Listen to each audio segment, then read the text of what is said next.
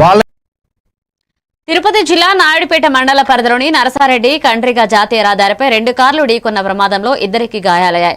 కావలి నుంచి చెన్నైకి వెళ్తున్న కారు నరసారెడ్డి కండ్రిగ వద్దకు చేరుకునే సమయంలో ముందు వెళ్తున్న కారు అకస్మాత్తుగా బ్రేక్ వేయడంతో వెనుక నుంచి వస్తున్న కారు ఢీకొనడంతో ఈ ప్రమాదం చోటు చేసుకుంది. ప్రమాద సమయంలో కారులో ప్రయాణిస్తున్న కావలి ప్రాంతానికి చెందిన బాబు కుమార్ లిఖితలకు గాయాలయ్యాయి. స్థానికులు వెంటనే స్పందించి క్షతగాత్రులను నాయుడుపేట ప్రభుత్వ ఆసుపత్రికి తరలించారు.